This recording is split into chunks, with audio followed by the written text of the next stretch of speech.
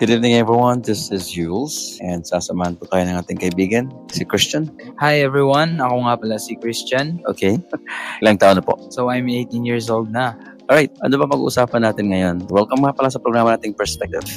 Isang oras po ng balitatakan at pag-uusapan ng mga importanteng bagay. Yun pong parating natin na SK and barangay election. Trending kasi ngayon sa mga social media. So I think kailangan natin pag-uusapan ngayon yan. Ay, di naman siya ganun. Trending ba? Trending ba siya ngayon? Sa social media, lalong-lalo na sa Facebook kasi marami nag-share about merong gustong tumakbo as is SK chairman, yung iba mga kagawad. Alright, sa akin SK was created para sa mga kabataan edad 17 years old pababa. Tama. Ikaw, ilang taon ka na? 18. Kailan lang? Last year. So, let's start by saying para saan nga ba ang SK? Para ho sa mga kabataan natin ngayon, no? Lalong-lalo na sa mga katulad ko na edad na parang papalapit na magseryoso sa mundo, ganun, marami ng mga maparating na mga responsibilidad. So, para dun po yun. SK is for teenagers, 17 years old and below. I think ang pinaka pulot dulo niyan talaga ay para mailayo yung mga kabataan natin sa drugs, sa mga bisyo. Kasi I think talamak yan masyado before compared ngayon na regulated na siya by laws ng Philippines. So, unlike before kasi nung bago pa lang yan, talamak talaga parang may dumating sa punto na natatanggap na ng komunidad na may mga ganong klaseng kabataan na nalululong sa masamang bisyo. Hindi ko naman nilalahat ang Pilipinas. But there are certain places or communities na ganon ang sitwasyon prior sa'yo kasi 18 years old ka na. Hindi ko nababanggitin ang edad ko, okay? Kung kailan nag-start, sino ang si Marcos? Are you sure? Basahin. So, meron dito nakalagay sa history ng SK o Sangguniang Kabataan. Punctuation, kalokohan. So, the SK developed out of the Kabataang Barangay established during martial law by President Ferdinand Marcos. Marcos established the KB in 1975 to give youth a chance to be involved in community affairs to provide the government means to inform youth of the government's development efforts. Okay, kaya pala, yung panahon ni Pinoy, gusto niyang tanggalin. Marcos pala ang gumawa niyan. Na kailangan pag-usapan ng mga ganitong bagay. Yung social media natin ngayon. Pag gusto mo maging relevant ka sa mga tao, you should somehow actually include topic like this. Diba? Usually, pag hindi po election, pag hindi po pinag-uusapan ng SK, sa mga edad ninyo prior sa pagiging 18 mo ngayon, so isang taon pa lang naman, bago pa lang na actually hindi pa na 1 year. Mag-1 year yung expiration ng pagiging SK member by September, right? So, kung hindi pinag-uusapan ang politics for SK, ano pang kadalasan ng pinagkakaabalahan ng mga kabataan sa edad mo before? Yung sa mga liga-liga, yung mahilig sila ng ganon. Liga, kasi nga, may iba na gustong tumakbo ng pagiging SK kasi sila ang nagpapasimuno ng mga liga sa barangay-barangay. No, wag na muna natin pag-usapan yung SK. Let's focus on what are those things that you are doing if wala namang eleksyon. Kasi mamaya, idadissect natin kung bakit may election, bakit may SK. So prior to that, or without this topic being injected to your brain and to your daily lives as a teenagers, ano pa mga pinagkakabalahan ninyo? Yung totoo? Computer lang. Anong pinagkakabalan sa computer? Yun, laro lang ng laro. Anong klaseng laro? Dota, ganun. Tapos Mobile Legends, yung mga sa cellphone. Ganun. Wala lang iba. Basketball o kahit anong mga sports. Ganyan. Nagba-basketball ka? Ako, siyempre naman. Kasi athlete kasi ako dati. Ako is PS. Sige. Good for you. But let's focus on the social media. I think that's the hot topic. That's something that we have to very, very specific because a lot of people right now, especially teenagers, are engaged with social media. Ano bang pinakamalakas na platform sa inyo? Facebook, TikTok, IG, or Instagram, ganun. Number one. Facebook. Okay, Facebook. Friendster wala na? Wala nang Friendster. Okay. Panahon namin. Sige na. Hindi yan millennials. Panahon nila yan. Millennials tayo diba? Agency ka ba? Parang Gen Z din ata ako Parang ganun. Huwag ka nang pumalag. Anyway, alright. So, yung Friendster, yung Facebook. Bakit Facebook? Di ko alam bakit based yan. Hindi kasi ako nag-research kay Mark Zuckerberg. Yung what we call this, the CEO or the owner. The creator. The creator. Sige. Wag na nating pag-usapan si Mark kasi busy yan ngayon. Kasi si Mark, tahimik lang. Wag na muna natin pag-usapan yan kasi busy yan sila. May war sila ngayon ni Elon Musk sa social media with the new ng X, the former Twitter na platform. So, balikan natin yung Facebook. So, once nag-Facebook kayo, ano bang pinag-uusapan ninyo? Yun yung nag-share ng mga kalokohan lang. Anong klaseng kalokohan? Kalokohan ng mga kabataan, gaya ng mga memes, ganun. Tapos, wala medyo akong natutunan na aral. Nabanggit niyo ba sa Facebook chat ninyo ang tungkol sa SK? Oo. Sa news. Yung totoo. Pag nag-chat kayo, nababanggit niyo ba? Pinag-uusapan niyo ba? Hindi. Sa newsfeed lang dumadaan. Right. Sa palagay mo, bakit dumadaan na ngayon sa newsfeed natin yung SK? Kasi nga parating na yung election kaya kanila. Tapos ganun, yung iba nga nag-share ng kaya pala bumabayad kasi tatakbo pala bilang SK. Tapos yung unang yung mga joke lang nila. Sige, let's dissect kung saan talaga nanggaling yung pag-uusapan natin ngayon kasi walang idea walang idea kung kasi ikaw nga yung ating representative ngayon ng SK. Pwede naman din ako, di ba? Sangguniang Katigulangan. Hindi, joke lang. Ikaw ang representative ng SK, although officially you're no longer part of SK. Not old enough, but you are a year older to be part of SK. So ibig sabihin, bago ang eleksyon, talagang hindi na pag-uusapan ng SK. Bago pa. Sa palagay mo, bakit hindi nyo na pag-uusapan? Kasi nga walang sense kumbaga tapos ako lang din naman yung ewan ko kasi. Okay, let's focus sa area ninyo. Saan ba talaga? Saan ka ba nakatira? Saan ba yung address mo? Wag mong sabihin pati yung street address at saka number ng bahay niyo, ha? Saan ka ba? So taga probinsya ako. Barangay ng Santo Tomas. Tibalog ako, yes. All right. So Davao del Norte yan. So let's base our conversation sa totoong nangyayari doon sa inyong lugar. Hindi ko nilalahat, pero kadalasan, halos lahat ng mga politicians, mga walang kwenta. Same. Pero, importante din ang government. Without the government, ano mangyayari sa buong mundo? Diba? Importante talaga sila. But politicians, most of them actually, are something that you can never be proud of. The majority of politicians are most likely doing something na para sa kanila lang din. Wala talagang pagmamahal sa bayan. But then again, huwag natin i-focus ng story natin dyan. Sana naman huwag kayong magalit, but that's just my opinion based sa experience ko. But I'm totally very, very pro-government. Ayaw ko yung mga hindi nagbabayad ng tax ng mga businesses. Ayaw ko yung mga nanggugulang na mga personality, yung mga business personalities para lang hindi makapagbayad ng taxes. Ayaw ko na mga ganun. Kasi kung ako yayaman ako, na unang-unang aayusin ko talaga isang pagbabayad ng tax because that's biblical. That's part of the game. I mean, that's part of the arrangement. Sinasabi talaga ng ng Panginoon natin you really have to pay. Kung ano ang para sa government, para sa kanya yun. Kung ano ang para sa akin. Yun yung sinabi niya. Hindi ko lang mabanggit-banggit yung ayaw kong magkaroon ng issues sa mga religious group. But based on my experience, mangilan-ngilan lang ng mga politicians ang may naipapakita. Kaysa na dyan ng mga Duterte. I don't know. I mean, let's not focus our discussion right now on them because this is all about SK and barangay. Okay? So as I've mentioned, para maintindihan ng mga kasamahan natin, yung mga nakikinig sa atin, isalin natin yung community. So, nabanggit ko nga, hindi po talaga ninyo napag-uusapan ang barangay election prior to the event by October. At mas busy kayo sa social media at hindi nyo napag-uusapan sa social media. Kahit sa Facebook, hindi nyo napag-uusapan. Siguro mas busy kayo sa mga trending na lumalabas sa newsfeed sa Facebook natin kumpara doon sa barangay election at sa SK election. Diba? Yes. Kasi yun nga rin yung thought about it. Okay. So, boboto ka ba? Ay, hindi ka na pwede, ano? Barangay lang. Yung mayor, ganun. Barangay mayor? Barangay captain? Captain pa lang, sorry. Barangay chairman. Hindi ka ata makakaboto ngayon kasi nasa Manila at tapos nakarehistro ka doon, no? Uuwi ka ba?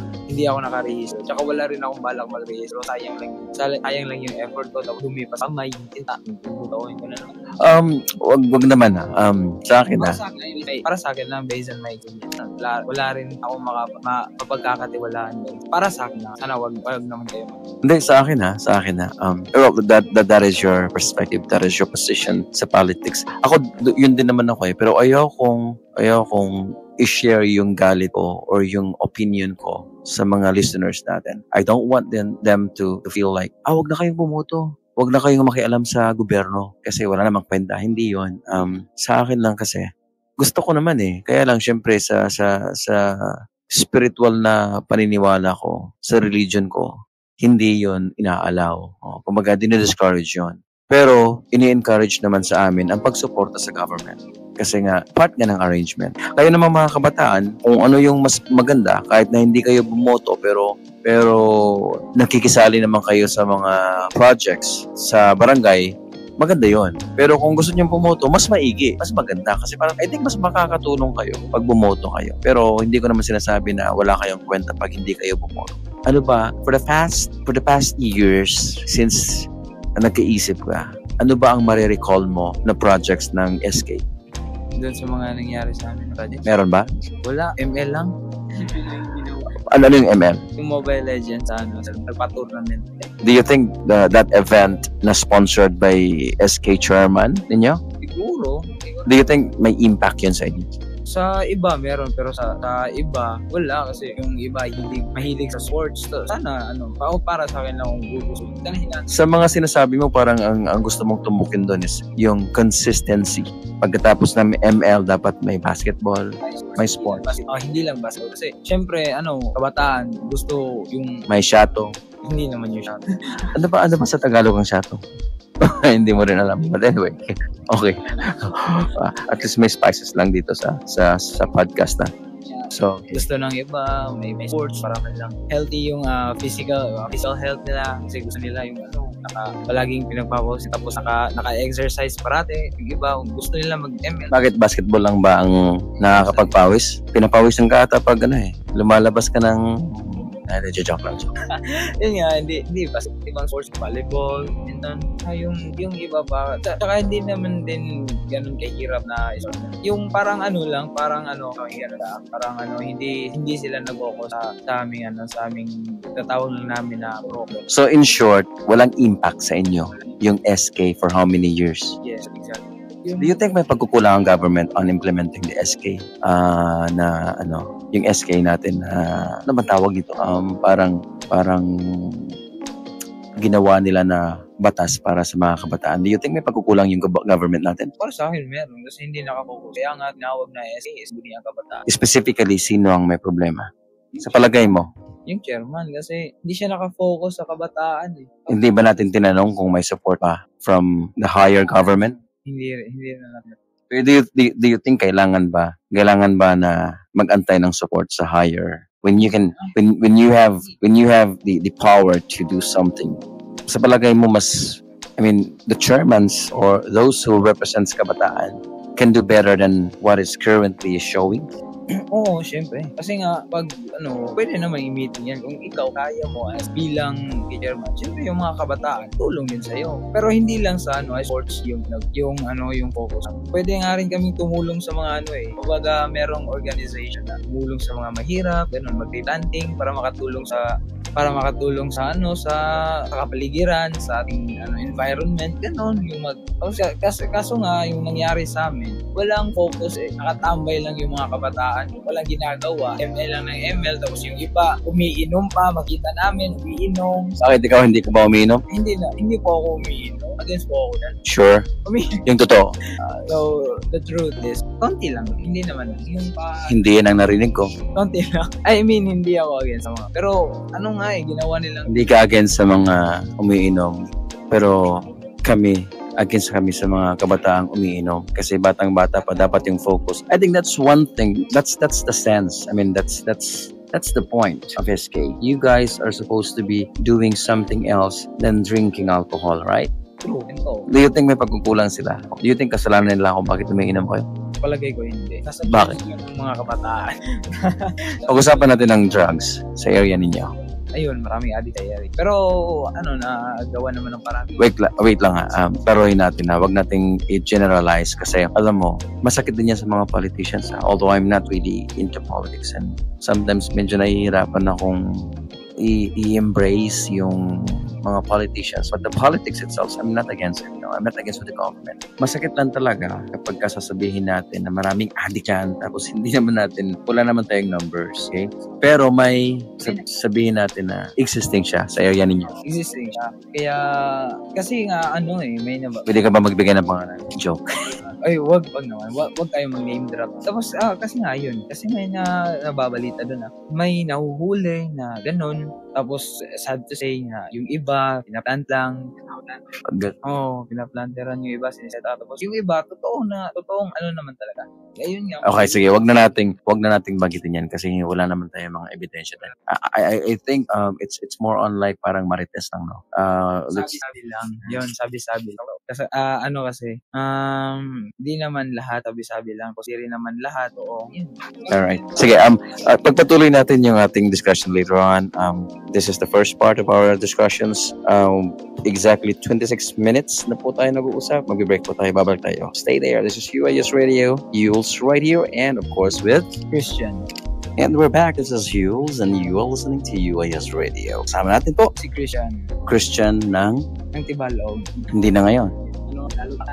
Broadcasting live and recording live here in Makati. Alright. Nandito po tayo sa Makati, mga kaibigan, sa ating pinakabagong gagawin na studio for UIS Radio. Right. By the way, bigyan ko lang po kayo ng a bit of information about UIS. UIS means Ulicom Innovation Systems. Is a media company registered sa SEC, and we are actually operating since 2008. Pero nagkaroon ng originally we are actually a technology company, pero sa dami ng mga competition nag-close, meron din kaming computer shop sa Davao before, and then nag-develop din ng Ulicom ng websites. Right now we do have websites, a media websites and an e-commerce stores. All the links will be posted sa comment section po at saka sa mismong information ng podcast na to. If you have any questions, just please contact our team anytime here. All right? So let's go back to our topic. So sa ngayon, sa palagay mo, okay pa ba na ipagpatuloy natin ang SK? 50-50. 50 oo, 50. Bakit? Kasi meron nagsabi at saka ako rin para sa mga kabataan na matulungan. Tapos yung iba, anong klaseng tulong? Yung tulong na para ma-enhance yun, para maging, kasi yung iba para mag-mature sila tapos yun. Tapos yung 50% na naman na iba. Let's be specific. Does the drug issues in your area is a bit better compared sa before, ilang years? Like 5 to 10 years before. Sa ngayon, mas okay na ba? Oo, mas okay ngayon. Kasi nga kasi nga na yung mga kapulisan namin do, yun, hinuhuli na talaga, tapos magawa na ng mga operation, gano'n. Bakit? Di ba inuhuli dati? Dati hinuhuli, kaso hindi gano'n ka-active, paminsan-minsan lang. May iba dyan, nakikita mo sa tabi-tabi lang, gano'n, gamit, marijuana, gano'n. Or, ikaw? Ako hindi. Okay, good. Exactly. Ayokong gumamit. Kasi nga, para lang tong si Duterte. My God, I hate drugs. Alright, so kayo mga kaibigan, may mga gusto po kayong tanong, mag-interact sa ating discussion, you can always comment sa ating comment sections. You are free and it's free to give your feedback. Wala pong bayad. At saka kung yung mga shoutout po natin, may piso po. Ayan. Sige na po, bayad na po para mag-enjoy. Joke lang. Wala pong bayad yan, mga kaibigan. Okay? Libre po yan. Pero kung gusto nyo pong gumanda yung ating mga programa, like for example, kasi yung music natin ngayon, kung makikita po ninyo, kung maririnig po ninyo, pag nagbe-break tayo, yung music natin, hindi masyadong, yung parang swak sa mga kabataan ng mga Pinoy na music. It's because we need to pay, for us to play that, yung mga ganun na songs. So we are actually we don't have a choice but to play something that is free, But anyway, let's go back to the topic, okay? Pasensyahan nyo na lang po yung ating background. I think that's part of it. I mean, that's how the new generations of media company po. Hindi to basta-basta podcast lang, Hindi to basta-basta na, okay, nag-usap tayo, tapos diretso tayo gumawa ng podcast. We are actually a legitimate company. Unicom Innovation Systems Company Limited is a legitimate company. But we don't want to, parang ma-separate doon sa usual na gusto ng mga tao ngayon. Yung conventional na way of reporting, giving the information directly to their social media platforms using their cell phones. Now, we don't use frequencies like parang mga AM at FM radio. We as a media company, we are focused on online platforms, okay? But we are still actually bound with the Philippine government because whether we like it or not, we are still actually a media company and we have to be, in compliant to the rules and regulations and standards Philippine news how a media company is operating here in the Philippines, okay? So on and so forth. Let's go back to the topic. Yung mga kabataan ngayon, yung improvement nila since SK na, do you find them or may na-observe ka ba na they are excited with the election? Hindi ko na-feel yung pagiging excited. Bakit yan? First of all, hindi na ako taga doon. Tapos, pangalawa, parang parang normal na lang. Parang normal to. Sa iba, kung baka gusto nila. Tapos sa akin, hindi. Kasi hindi ako, anong batawag? Wala akong hilig sa mga ganyan. Okay. I think, do you think kung may drive lang yung SK officials ninyo and even the barangay itself, kasi ang SK naman is under ng barangay, diba? I'm not sure, Huwag niyo akong pakalitan. Huwag kayong mag-comment na, kasi hindi talaga ako magaling politics. Because I just don't want to be involved with people in politics. But I do support yung mga good deeds ng mga politicians. I'll give you one example kung bakit sometimes naisip ko, ano kayang tumulong na din ako? Ano kayang bumutin ako? Yung mga ginagawa ni Duterte. Not because I am from Davao, it's just because nakikita mo naman One example niyan, okay? Wag na nating palakihin, wag na natin pag-usapan yung West Philippine Sea kasi whether we like it or not, wala tayong masyadong knowledge na tsaka trabaho nila yun tsaka masyadong serious yun. But let's focus on the very, very simple yet malaki ang impact ng mga bagay na ginawa nila sa mga Pinoy. Yung Manila Bay. Galing ako, di ba galing tayo doon? May video tayo doon. Sinasabi mo Manila Bay.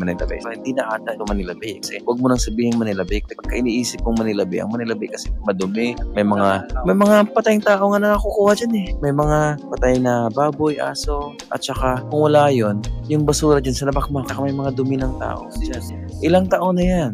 Ilang presidente na dumating? May gumawa pa nga, may gumawa pa nga ng bangkang may motor, tapos natumba pa. Diba? Saka may isa pang presidente na naghagis ng basura tapos kinuha para pang TV lang, pang video lang. Hindi ginawa yun, Duterte. Hindi nyo nakita, hindi siya nagsalita tungkol dyan hanggat nakita na lang natin na may ginagawa yung mga tao na babago. And yet, kaya naman pala. That's what I want to see sa barangay at sa SK. Well, I don't have power because sino lang naman tayo. But I hope this program, that's why ikaw inimbita namin dito. It's because malaki ang impact sa mga kabataan. May mga followers ka, di ba? So may mga kaibigan ka, followers mo din yun. Kung ano mga sinasabi mo, susundin nila. I mean, you represent them. Merong against, mga kakilala lang. Merong against, merong sang-ayon. Wala naman. Whether they like it or not, to the point that you spoke for something about SK, you represent them, okay? And we are bringing this information to the world. Well, social media is not limited in Santo Tomas. It is not limited in Davnor. It is not limited in Davao City. It is not limited in the Philippines. This can be shared anywhere. I mean, anyone could actually access this, right? So, think of it. I mean, that's actually an impact para sa mga kabataan. Anong wish mo sa mga kabataan? Buksan ng mga mata, talasan ng pandinig at palawakin ng isip. Bakit? Nakapikit ba sila? Hindi naman sa nililiteral. Pero buksan ng mga mata. Hindi, joke lang. Masyado ka naman serious . Sige, continue. Okay. Huwag silang mag-vlog at katotohanan. palawakan yung isip nila na. Pero may bulag talaga dun, ha? Joke lang. Wala mo tayo mag-focus ng those. Yun nga. Para sa mga friends ko dyan or sa mga fellow na kapatid. Ano bang gusto mong i-message sa kanila para sa issue natin na pinag-uusapan ngayon? Message ko na sa inyo na vote wisely. Hindi si wisely pero vote wisely. Piliin nyo kung sinong tama. Piliin nyo kung sinong mabuti. Piliin nyo kung sinong tapat. Tapat? Alright. Para ka naman nakakampanya Pero wag yung ganun. Masyadong generic yun. Yung ikaw as a personal friend. Personal opinion. Piliin yung tama. Siyempre, sino ba namang pipili ng ng mali o yung iba patawag doon yung corrupt, yung ganun, yung mga hindi magandang modelo para sa mga kabataan. Piliin nyo yung magandang modelo para sa inyo, yung makikita. Meron ba? Meron ba tumatakbo na ganun? Kung sakaling meron man. May balita ba kung sino tumatakbo? I wish kung meron. Sino ba tatakbo sa area niya? Area natin. Sorry. Hindi ko alam kasi matagal na ako wala. Ako pag sinasabi kong area natin, hindi ko alam kung ang nire-represent ko is Sabnor or Davao City kasi originally taga Davao naman talaga ako Doon ako pinanganak, dinala ako ng mga parents ko sa Santo Tomas. Nag-aral ako sa isang school doon, sa exclusive school actually, pero hindi private. Exclusive siya kasi nga kami lang ang andun sa loob ng compound ng isang plantation ng saging. So exclusive ba din Pag sinabi nga ng mga kaibigan ko, saan ka pa nag-high school? Sabi ko, bakit ba bang school ninyo? Ito, ganito, Ateneo. Wala yan sa amin. Exclusive sa amin. Bakit? Hanggang grade 5 ako. Hanggang third year, yun lang yung mga classmate ko Walang pagbabago Parang mga mukha Close na close kami. Oo. Hindi naman. Actually, sa lahat ng mga naging classmate ko, ang hindi ko talaga makalimutan sila. Kahit karamihan sa kanila ayaw sa akin. Pero hindi ko makakalimutan yung mga classmate ko doon. Hindi ko naman sinasabi matamis. Same. Kasi nga, wag naman tayong mag-act like we are actually the good and then they are the bad. Because, aminin natin, bully din naman ako nung high school ako Hindi ako mabait na bata nung high school ako. So, pasensya na po sa mga classmate ko doon sa Santo Tomas. I'm sure makikinig kayo at nakikinig kayo. Somehow, magiging interesado kayo kasi yung pinag-uusapan naman namin dito tungkol naman sa area natin Although, this is applicable sa lahat kasi nga, this is about SK and barangay election. But definitely, you guys are actually going to hear and listen to this because we are from that particular area and then we also discuss something about the place. Ano bang maganda sa Santo Tomas area ninyo? Area natin. Yung park. Park? Ngayon, na-improve na ngayon. Dati, puro buhangin yung makikita mo doon. Tapos ngayon, sementado na tapos na. May malinis na kasi may maintenance talaga doon. Yun. Alright. So, I guess that's it. Ilang oras na ba? May oras pa ba tayo? I still have actually time to discuss on something, but we're going to be we will be right now. We'll take a break for a while, and then we will be right back with our final words and final discussions. If you guys want to message something and join us, you're always free by commenting sa ating comment sections. Give your feedback and opinion. Next episode po, hindi na natin pag-uusapan ang politics. We're going to talk about work, job. Okay, sa mga kabataan, yun ang meron kami mga tips sa inyo kung paano po kayo makapagtrabaho sa online, right? Ang hirap magtrabaho ngayon dahil po sa AI. Totoo yan. We will be right back. This is UIS Radio. My name is Jules with Christian. And we're back. This is Jules. You're on Perspective on UIS Radio. Kasama po natin ang ating pinaka-pogi. Wala akong sinabi yan Siyempre, Christian. Christian, alright. Pangalan pa lang. Malutong na Christian. Alright? Sige, hindi natin pag-uusapan yung pangalan mo. Sige, continue natin yung ating topic about SK and barangay election. Meron ka bang bagong nakikita sa mga panahon kung saan approaching na yung election? Meron bang pagbabago dun sa area natin or sa buong bansa? Ano bang feedback mo? Ano bang masasabi mo? Sa ngayon, may pagbabago kasi nag-improve yung lugar na yung area ko doon sa amin. Nag-improve sa ngayon. Di guys. Paano siya nag-improve? Ano ba? Does this actually help the SK community? Not exactly. Hindi. So this is actually for like parang view lang. Sa kumbaga pasyalan, gano'n. Do you think nakakatulong yun sa mga kabataan? ginagawa nilang meet-up eh. Meet-up for what? I mean, pero meron din naman natutulungan ng mga kabataan kasi doon sila nagpa-practice. Yung iba nga, sa totoo lang, doon sila nagpa-practice mayaw. Kasi meron maraming mga dancers doon. May kakilala ko, tapos may classmate pa na dancer. Doon, meron din akong kaibigan na dancer, marami sila. Doon sila nagpa-practice, ganun. Tapos, syempre, nagiging safe naman kasi may rumorobing na kapulisan natin doon. Pero, ano pa? Yeah, sa akin, yung mga sinasabi po ninyo, yung sinasabi mo na pagsasayaw, kanta, practice, sports, those are the things that our SK officials should actually be focused on. I mean, they should actually think of something that people will be interested, especially the SK community. Mga kabataan. Yung ML na sinasabi mong tournament, actually, it is actually a good move. It is a good starting point. Pero dapat consistent siya, di ba? Oo, kasi nga yung doon, yung pag-organize, hindi consistent. Surprise lang, parang ganun. Dapat kasi nag-engage na nga yung mga kabataan. Kasi nga, hindi naman natin makukuha agad-agad ang atensyon ng mga kabataan kung wala tayong ginagawa na kumbaga makaka-provoke sa kanilang enthusiasm, yung kanilang pagiging hyper, you have to trigger those things. So as an official sa SK, you should be very, very creative of thinking and creating an events or project to drive teenagers to join and help sa mga project or the community. Diba? Yes.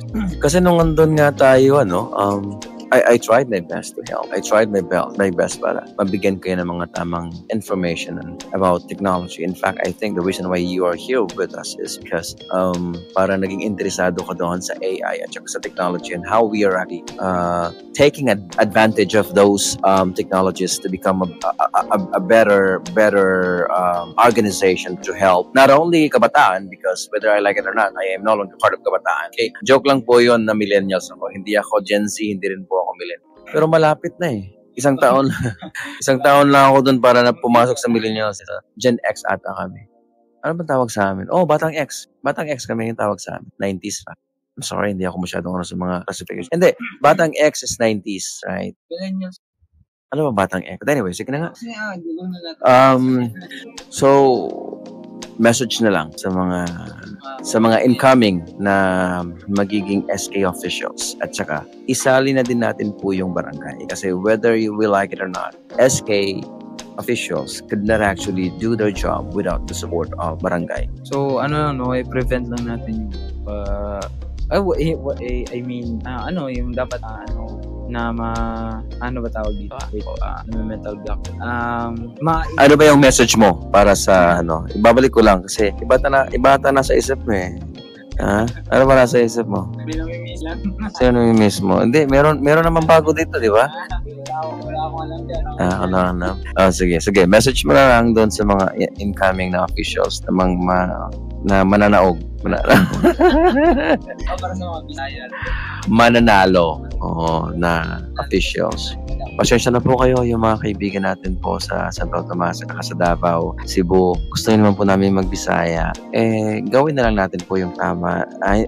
Gawin na lang po natin Tagalog kasi nga, majority naman po sa atin dyan sa Visayas at saka sa Mindanao nakakaintindi naman po ng Tagalog eh. Kawawa naman po din pong taga Metro Manila at saka taga Luzon. Kung magbibisaya tayo, talagang nahihirapan sila. Alam mo, nahihirapan talaga siya. Madali sa atin umintindi ng Tagalog at magsalita ng Tagalog, pero sila talaga nahihirapan kasi nga ginagawa namin dito parang joke nga lang. Minsan talaga hindi namin naiiwasan, kahit ako matagal na ako sa radyo, matagal na ako sa media, hindi ko talaga may iiwasan na nasasagulan. Kaya sinabi mo ngayon. Nung sumakay kami ng sasakyan, nag-jeep din kami dito kasi gusto namin talaga malibot kami. Hindi, madaming Bisaya dito. Madaming Bisaya dito. Pero, yun nga, sinabi nga namin, ito po, bayad po namin, duha.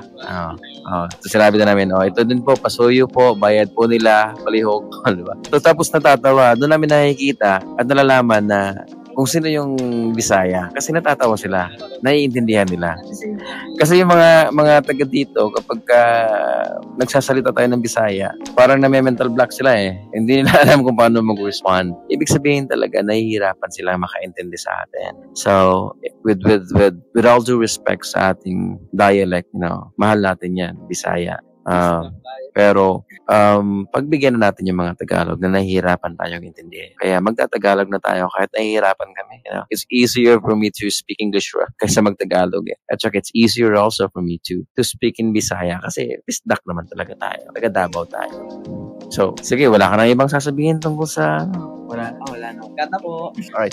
So sa akin lang hindi naman ako pro politicians, hindi naman ako pro Duterte, hindi naman ako pro Marcos kasi hindi nga ako bumoto. The reason why hindi ako nagpa-register is because I don't want to be a partisan. Pero kapag kami nagawa yung politicians sa atin, i-acknowledge natin. Kasi mahirap din, tira lang tayo ng tira eh. Dapat i-appreciate din natin. Kung meron.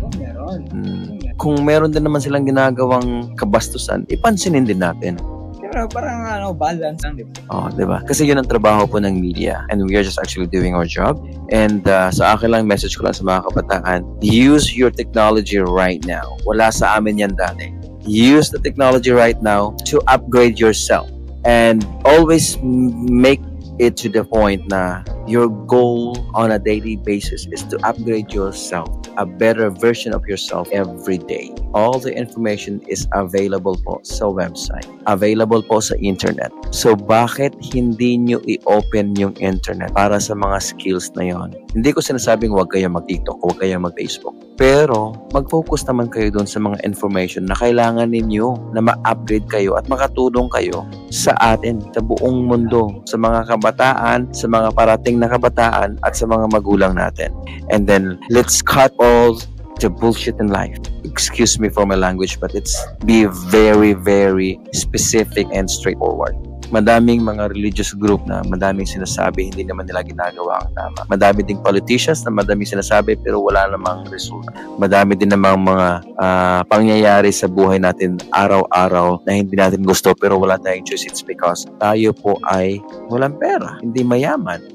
No power. So meaning, kung kayo po ay maluklok sa power, kahit SK lang po yan, that's power. Use it to help the group that you are representing to. If you are an SK officials, then do something for SK. If you are a barangay officials, then do something to barangay. Huwag po kayong mag-focus doon sa inyong pagiging politician. I know how stressful it is to become a politician. Ginusto nyo yan. Panindigan nyo. Diba? Yes, that's exactly true. Alright. Kasi nga, yun yung nila, yun yung passion. Kaya kung nai-stress kayo, for me, it's more than a passion. For me, it's like it is actually a commitment. And it is a commitment, and at the same time, it is actually a parang promise mo sa sarili mo na this is what I should do and this is what I have to do because I said yes to this. I have to dedicate myself, my time, my whatever financial support I will, receive from any other organizations or from the government, higher government. You should be using it sa trabaho mo. Yun, lang. Tsaka at the same time, be patient. Hindi patient sa hospital lang. Mataas yung pasensya. Alright. Alright, guys, thank you so much for joining us. And wala ka na ibang sasabihin? Be safe, everyone. Alright. Yun din ang sasabihin ko. Makiisa tayo sa mga activities ng government or project ng government na makakatulong sa atin. Punain ang dapat punain. Pero supportaan at i-acknowledge naman ang mga nagawang tama. At tumulong tayo. Wag lang puro dada. Tulad ng isang tao dyan na tira lang ng tira pero wala namang ginagawa sa buhay ng ibang tao. Maraming salamat po. Ito po ang Perspective. This is UIS Radio. And my name is Jules. I am Christian. You're signing out. Grabe ka naman signing. And that's it for Perspective for today. See you again. Have a great day. Bye-bye.